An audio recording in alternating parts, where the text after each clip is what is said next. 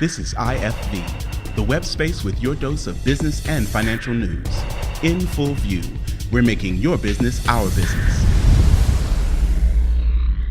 Welcome to In Full View. I'm Marcella Palmer, bringing you the week's medium and small business news. This week, we're talking to deliciously talented entrepreneur Steven Leyva. He's president and award-winning baker here at the Sugarflake Bakery in Westwood, New Jersey, and founder of the nationwide health-conscious Lean On Me Baking Company. With the help of his wife, Amy, the couple turned their nearly crumbling business into a story of sweet success worthy of the national spotlight.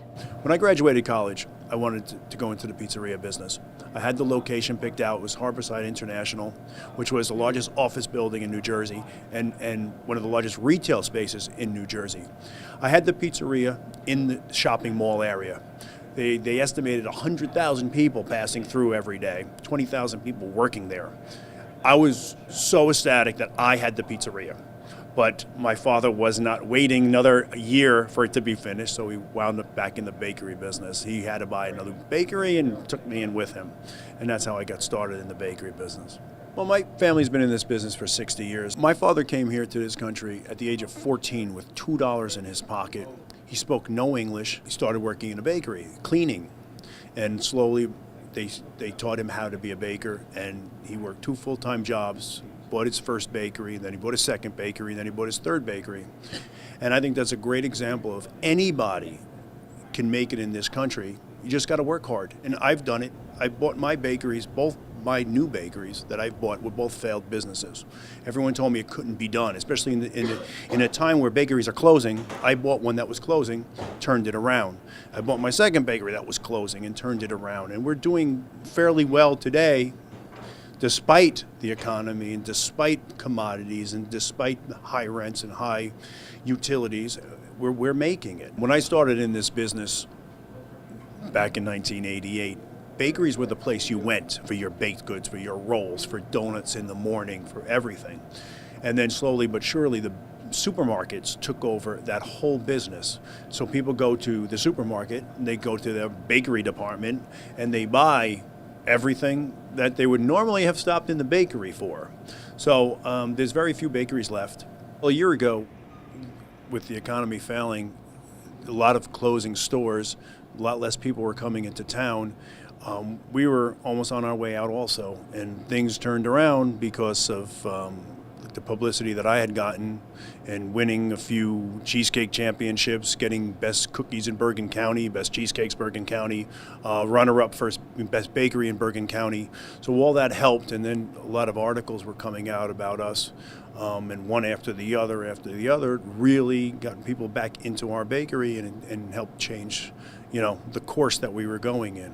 The popularity of the TV shows like Fabulous Cakes and Cake Boss and Ace of Cakes, and the challenge, the cake challenge, it's done wonders for this business because everyone wants those cakes now. So, I can do it. Not every bakery can. If you go to a lot of these little mom and pop bakeries, they can't make those cakes.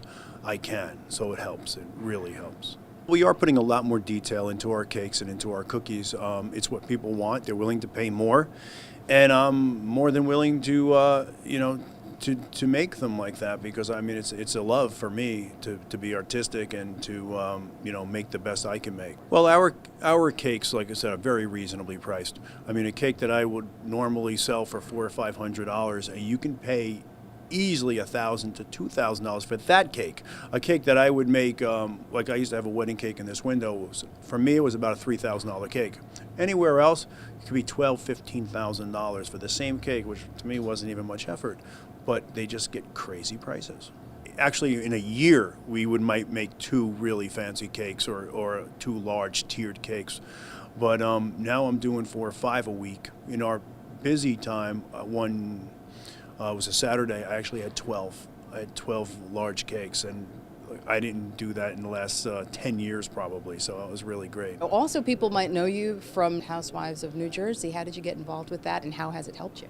I first got involved with Housewives of New Jersey. I made them a gingerbread house for their Christmas card. That was through their photographer. And then I guess maybe that's how they heard of me, and they ordered their daughter's first birthday cake from me. Then I did their Thanksgiving party, and I did their Christmas party, and I did Melania's 5th birthday party. So I've made quite a few cakes for them, and I guess I must be pretty good because they keep calling me. Just tell us a little bit about your gluten-free line, how that plays into your bottom line, how long you've had those lines, and how they got started. Well, I started my first company, Lean On Me Baking Company. Actually, it was probably 7 years ago, started right out of here. I was baking for a store named Lean On Me, so that's how we got started. And I used to bake all their, it was gluten-free and low-carb products. From there, we branched out, got into a lot of stores, then got into distribution, and today we're in probably around 2,000 stores across the country, and it's really starting to take off. It's become very popular. The whole eastern seaboard, from New England down to Florida, we're throughout the Midwest to Texas. We're not in California or the Northwest yet. That's the only area we're not in, but we're scattered throughout a couple thousand stores. We're in most of the Whole Foods in the East Coast. We just got into Fairway Market here in the New York area. We're in most of the health food stores. Gluten-free is an epidemic. There's millions of people now who have found out that they're totally gluten intolerant. And I started, like I said, big. I started with distribution and never sold in my store. So last year, when we were struggling, I also developed a line of gluten-free for my store. I make cookies and pies and cakes and muffins and cupcakes and a lot of other things, brownies. And it's really driven the business. It's brought a lot of new people in, a lot of new customers from all over, because there's not many people who can make what I make. So it's really helped build business and expand to new customers. And then you have a brand new line that's coming out this fall. Right. My new line, Gluten-Free Crusader, when I started baking for the store and it was very popular and people are coming from all over, it was a no-brainer to just get it out there into the market. So I developed the line, I developed the packaging, the logo, and we're pretty much ready to launch it, which this fall we're going to get that out there into the stores, at least start on a local level, which the tri-state area, into the supermarkets and health food stores. That's all for this week from the IFV News team. Thanks for joining us. Be sure to check back every day right here at ifvnews.com for the latest on what's happening around the globe in the medium and small business world.